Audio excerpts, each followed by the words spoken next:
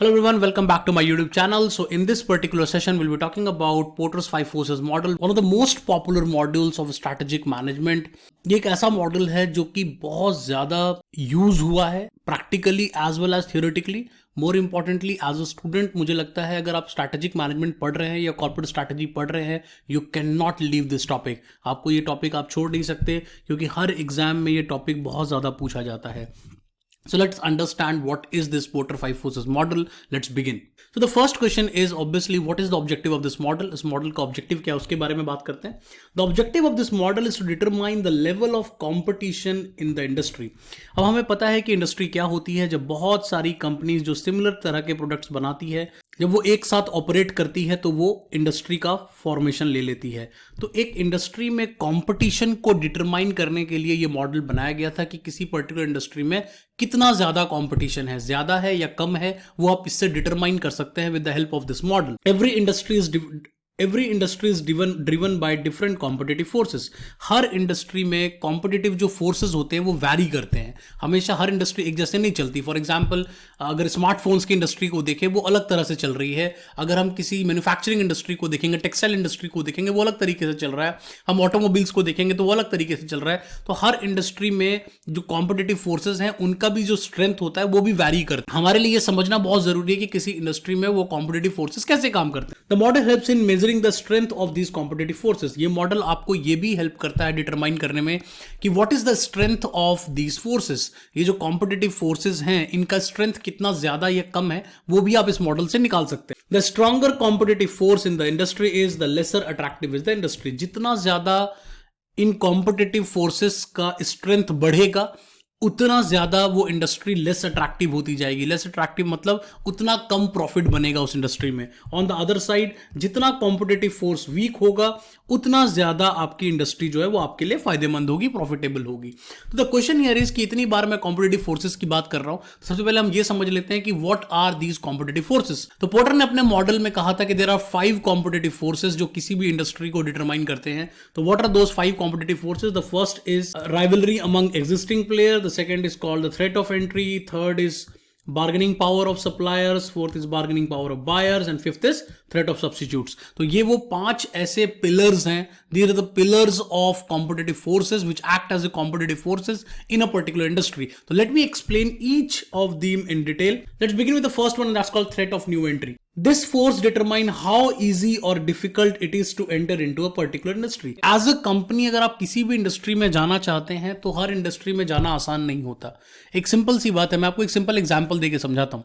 For example if you are entering into an e commerce sector, अगर आप e commerce में जा रहे हैं, ई कॉमर्स के लिए आपको एक वेबसाइट की रिक्वायरमेंट है. आपके पास अगर कुछ प्रोडक्ट्स हैं तो आप उसको ई कॉमर्स पे जाकर बेच सकते हैं through a website, which is a much less cost involve kind of business. ये बहुत ही आसान काम है, सस्ता काम है, इतना मुश्किल काम नहीं है. एटलीस्ट यू कैन एंटर, आप एंटर कर सकते हैं. उसके बाद आप सर्वाइव कर पाएंगे या नहीं कर पाएंगे वो बात अलग है. लेकिन अगर मैं कहूं कि अगर आपको टेलीकम्युनिकेशन में एंटर करना है तो टेलीकम्युनिकेशन के लिए आपको बहुत सारे लाइसेंसेस चाहिए होंगे, कहीं ना कहीं बैंडविड्थ परचेज करना पड़ेगा, बहुत सारे लीगल इश्यूज को सॉर्ट डाउन करना पड़ेगा. So it is not easy to get into telecommunication. So what is important to understand, same goes with banking also. Banking में भी इतना आना आसान नहीं है. रिलायंस जैसी इंडस्ट्री भी बैंकिंग में अब तक नहीं आ पाई है, which they have been trying from a longer period of time. So the question here is कि हर इंडस्ट्री में के अंदर आना इतना आसान नहीं होता. तो थ्रेट ऑफ न्यू एंट्री का मतलब होता है कोई भी इंडस्ट्री में कितना आसान या कितना मुश्किल है अंदर आना. So if the industry is profitable then there are few barriers to enter and rivalry soon intensified. Obviously बात है अगर कोई भी इंडस्ट्री प्रॉफिटेबल है, वहां पर अगर आपको प्रॉफिट नजर आ रहा है तो क्या होगा, हर कंपनी वहां आना चाहेगी, वहां पर ऑब्वियसली एंट्री बढ़ेगी, वहां के बैरियर्स लो होंगे and that is the reason why people most of the companies want to come into that industry. But जैसे जैसे कंपनीज अंदर आएंगी फिर क्या होगा, द राइवलरी विल इंटेंसिफाइड. आपकी जो कॉम्पिटिशन है विद इन द कंपनीज वो बढ़ने लग जाएगी. The same has happened with E commerce sector right now. E commerce के साथ यही हुआ है, एंट्री बैरियर लो था इसलिए बहुत सारी कंपनीज, बहुत सारे स्टार्टअप्स ई कॉमर्स के सेक्टर में आ गए हैं. और अब आप देखोगे every day you are finding that every company is going into losses. वो सर्वाइव नहीं कर पा रही है उस ई कॉमर्स सेक्टर में. So when more organization compete for the same market share, profit starts to fall. Obviously बात है कि अगर हर एक मार्केट है, एक इंडस्ट्री है और उसमें एक लिमिटेड नंबर ऑफ कस्टमर है और उस लिमिटेड नंबर ऑफ कस्टमर के लिए हर कंपनी लड़ाई करेगी तो ऑब्वियसली सबकी प्रॉफिटेबिलिटी धीरे धीरे घटने लग जाएगी। तो ऑब्वियसली बात है, जितने ज्यादा एंट्री बढ़ेगी उतना प्रॉफिटेबिलिटी लो होगा, जितनी ज्यादा आपकी एंट्रीज कम है उतना ज्यादा प्रॉफिट आप इंजॉय कर सकते। So what do existing player do? They try to create an high barrier. वो हाई बैरियर क्रिएट करना चाहते हैं। Why? Because they want to avoid new entrants. वो नए एंट्रेंट्स को नहीं आने देना चाहते, बिकॉज उनको पता है जितना ज्यादा नए एंट्रेंट्स आएंगे सभी लोगों के पास कुछ ना कुछ मार्केट शेयर तो जाएगा ही और उससे कहीं ना कहीं ओवरऑल प्रॉफिटेबिलिटी में मेरा लॉस होगा। So they try to create that environment और they try to do something either in technology और either in the form of their products और सर्विसेज, जिससे कि न्यू एंट्रेंट्स को आने में तकलीफ हो। अब हम किसी ऐसे इंडस्ट्री की बात करते हैं जहां पर कि थ्रेट ऑफ न्यू एंट्रेंट बहुत हाई है, जैसे कि ई कॉमर्स सेक्टर की हम बात कर लेते हैं, जहां पर कि न्यू एंट्रेंट का आना बहुत आसान है। ऑनलाइन बिजनेस की बात कर रहा हूं मैं, उसके बारे में बात करते हैं। Low amount of capital required. Obvious ही बात है कि एक अगर ऑनलाइन बिजनेस मुझे शुरू करना है तो वहां पे कहीं ना कहीं मुझे उतनी ज्यादा कैपिटल की रिक्वायरमेंट नहीं है। अगर मैं छोटे लेवल पे भी चाहूं तो मैं उसको शुरू कर सकता हूं। सो that is the first benefit. जो दूसरी चीज देखने को मिलेगी वो ये मिलेगी that existing firms do not possess patents और ट्रेडमार्क। ऑब्वियस ही बात है कि अगर आप किसी भी इंडस्ट्री में किसी कंपनी के पास अगर ट्रेडमार्क है या पेटेंट है तो ऑब्वियसली उतने टाइम तक तो आप उस प्रोडक्ट को दोबारा नहीं बना सकते या उसके जैसा सिमिलर प्रोडक्ट आप नहीं बना सकते। So in that situation obviously it is very difficult for a new company to get into that industry. But जहां पर इस तरह का कोई इशू नहीं है वहां पर नई कंपनीज आसानी से आ सकती है। जैसे इंडिया में प्रोसेस को आप पेटेंट नहीं करा सकते, तो ऑनलाइन बिजनेस के मार्केट में मेनली तो प्रोसेस होता है, तो प्रोसेस चूंकि पेटेंट नहीं हो सकता तो इसलिए नई कंपनीज के लिए आना आसान हो जाता है। Let's come to the third one, there is no government regulation. E commerce के इंडस्ट्री में पहले कोई गवर्नमेंट रेगुलेशंस नहीं थी, अभी रिसेंटली ही गवर्नमेंट ने रेगुलेशंस बनाई हैं, तो अभी वो भी शायद पूरी तरह से मेटेरियलाइज नहीं हुआ है, उसमें कई चेंजेस लाने की जरूरत है। So that is the reason why it is very easy to get into this industry.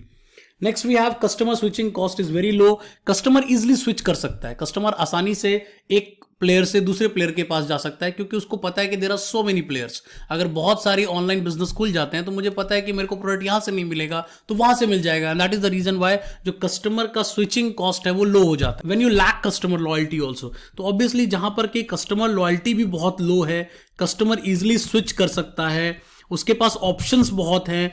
Option क्यों है? बिकॉज नए प्लेयर्स बहुत सारे आ गए इंडस्ट्री में, तो when you have so many new players, so उस तरह के कैरेक्टरिस्टिक्स आपको देखने को मिलते हैं। Let's talk about the second competitive force and that is called bargaining power of the suppliers. Strong bargaining power of the supplier means that there are few suppliers in the market who enjoys monopoly. Obvious सी बात है, bargaining power आपकी कब high होगी? जब आपको पता है कि you are the only supplier और you are one of the few suppliers, तो आपको पता चल जाएगा कि आपकी बार्गेनिंग पावर बहुत ज्यादा है। For example let's talk about processors industry. Processor में आप देखोगे अभी दो कंपनीज ही प्रोसेसर आपको बनाती है। मैं लैपटॉप्स के प्रोसेसर की बात कर रहा हूं, इंटेल और AMD, they are the two companies which make processors. उसमें भी 90% 95% लैपटॉप्स में आपको इंटेल का ही प्रोसेसर देखने को मिलता है, तो ऑब्वियसली उसकी बार्गेनिंग पावर बहुत बढ़ जाती है because they are the supplier of the processor. बिना प्रोसेसर के लैपटॉप बन नहीं सकता। सो ऑब्वियसली बात है, अगर आपको अच्छा लैपटॉप बनाना है तो you need that processor from the Intel, तो उसकी बार्गेनिंग पावर बहुत ज्यादा बढ़ जाती है। अब सबसे बड़ा सवाल ये उठता है कि जो बार्गेनिंग पावर है सप्लायर की वो कब स्ट्रांग होगी, हम उसके बारे में बात करते हैं। When there are very few supplier and many buyers, जब मुझे पता है कि बहुत ही कम सप्लायर है, जैसे इंटेल और AMD, यहां पे दो ही सप्लायर हैं, बायर्स बहुत सारे हैं, सप्लायर बहुत कम है, तो ऑब्वियसली बार्गेनिंग पावर बढ़ जाती है। सब्स्टिट्यूट्स, अब ऑब्वियसली बात है प्रोसेसर की इंडस्ट्री की बात कर ले तो वहां पर सब्स्टिट्यूट तो कोई है ही नहीं। एज इट इज प्रोसेसर की जगह आप कुछ और तो यूज कर नहीं सकते, यू नीड प्रोसेसर। आप किसी और कंपनी का यूज कर सकते हो, you can shift out to AMD, but since it is a very difficult industry to enter, कोई भी जनरली कोई नई कंपनी इतनी आसानी से वहां नहीं आ सकती। बहुत सारा कॉस्ट चाहिए, बहुत सारा पैसा चाहिए आपको, प्लस बहुत सारा रिसर्च एंड डेवलपमेंट चाहिए जो कि इतना आसान नहीं है। And that is the reason why वहां पर सप्लायर की बार्गेनिंग पावर बहुत ज्यादा हाई होती है। लेस आइडेंटिकल प्रोडक्ट्स, जब किसी भी इंडस्ट्री में बहुत कम आइडेंटिकल प्रोडक्ट्स आपको देखने को मिलते हैं तो वहां पर भी सप्लायर की बार्गेनिंग पावर बहुत ज्यादा होती है। Next is cost of switching is very high and customer can't leave the supplier easily. अब cost of switching, for example let's talk about laptop only. Customer अगर एक बार लैपटॉप ले लेता है या एक बार टीवी ले लेता है तो वो बार बार जल्दी जल्दी चेंज नहीं कर सकता because it's a highly cost, it's a costly product. So that's the reason why जहां पर कि आपको लॉयल्टी कहां देखने को मिलती है, लॉयल्टी वहां देखने को मिलती है जहां पर कि स्विचिंग कॉस्ट बहुत हाई है। जबकि आप अगर एफएमसीजी इंडस्ट्री की बात करें, जो टूथपेस्ट हो गया, शैम्पू हो गए, डिओड्रेंट हो गया, इन चीजों में कस्टमर इजिली शिफ्ट मार देता है from one company to other company, because switching cost काफी लो है, आपको बहुत ज्यादा नुकसान नहीं होगा। Let's come down to the third competitive force, and that is called bargaining power of the buyers. So when buyers have high bargaining power, they demand low price or high product quality as well. अब कुछ एक industry ऐसी होती है जहां पर कि supplier बहुत सारे हैं लेकिन जो बायर है वो लिमिटेड है। तो अगर बायर लिमिटेड हो जाता है तो ऑब्वियसली उनकी बार्गेनिंग पावर बहुत बढ़ जाती है। जब बहुत सारे सप्लायर हैं एक पर्टिकुलर मार्केट में बट कुछ ही लिमिटेड से कस्टमर है तो ऑब्वियसली डिमांड बायर्स की बढ़ जाती है, उनकी बार्गेनिंग पावर बहुत बढ़ जाती है और वो अपने हिसाब से आपको प्राइस कम करने पे मजबूर भी कर सकते हैं, बिकॉज सप्लायर्स के बीच में कंपटीशन हो जाएगा। मोर इंपॉर्टेंटली वो क्वालिटी को भी बढ़ाने के लिए आपको कह सकते हैं, because they have an higher bargaining power. Lower price means lower revenues for the producer, while higher quality produces raises production cost. अब दोनों ही नुकसानदेह है एक सप्लायर के पर्सपेक्टिव से। व्हाई? बिकॉज अगर आपकी रेवेन्यूज लेस हो रही हैं, अगर आप प्राइसेस को कम कर रहे हो तो आपका ओवरऑल रेवेन्यू कम हो रहा है। ऑन द अदर साइड अगर प्रोडक्ट की क्वालिटी को इंप्रूव करने की कोशिश करोगे तो आपका प्रोडक्शन का कॉस्ट बढ़ जाएगा। सो दोनों जगह पर सप्लायर को लॉस होता है। एक ऐसी इंडस्ट्री जहां bargaining power of the buyer बढ़ जाता है वहां सप्लायर्स को काफी दिक्कत देखने को मिलती है। So buyer will have a strong bargaining power when only few buyer exist and all supplier want to attract them. जैसा मैंने आपको जस्ट बताया कि जब थोड़े से ही बायर होंगे और बहुत सारे सप्लायर्स होंगे तो वहां पर आपकी बार्गेनिंग पावर बढ़ जाती है। Second, switching cost are very low. Switching cost बहुत आसान है। एक डिओड्रेंट मैंने खरीदा, मुझे नहीं पसंद आया, मैं अगले मंथ गया मैंने नया डिओड्रेंट खरीद लिया, क्योंकि स्विचिंग कॉस्ट सिर्फ 200 रुपए की है। तो अगर मुझे इतनी कम कॉस्ट पे कोई नया प्रोडक्ट मिल सकता है, नया ब्रांड मिल सकता है, नई कंपनी में मैं शिफ्ट कर सकता हूं, तो वहां पर ऑब्वियसली आपकी बार्गेनिंग पावर बहुत कम है। आज के डेट में हम सिम कार्ड्स की बात कर लेते हैं टेलीकम्युनिकेशन में। अब सिम कार्ड्स में क्या होता है, सिम कार्ड हार्डली 100 रुपीज में आपको मिल जाता है या उससे भी कम में मिल जाएगा। So in that situation what will happen, बहुत सारी कंपनीज तो फ्री में सिम कार्ड दे रही है आपको, तो आपका जो बार्गेनिंग पावर है कस्टमर्स का वो कहीं ना कहीं बहुत ज्यादा बढ़ गया है। आप जो चाहते हो आप कहीं ना कहीं मनवा लेते हो from the suppliers. There are many substitutes, बहुत सारे सब्स्टिट्यूट्स है। वाई सब्स्टिट्यूट्स बहुत सारे हैं? बिकॉज बहुत सारे आइडेंटिकल प्रोडक्ट्स आपको दिखने को मिल जाएंगे, बहुत सारी कंपनी सिमिलर तरह के प्रोडक्ट्स बना रही है, प्लस सब्स्टिट्यूट भी ऐसा मार्केट में अवेलेबल है जिसको यूज किया जा सकता है उसके अल्टरनेटिव में। So that is the reason why आपकी जो बार्गेनिंग पावर है वो कम हो रही है as a supplier. And buyers are price sensitive. Obviously बात है, जब बायर्स के पास बार्गेनिंग पावर आ गई तो वो तो यही कहेगा ना कि मेरे को प्राइस में आप सस्ता करके दो।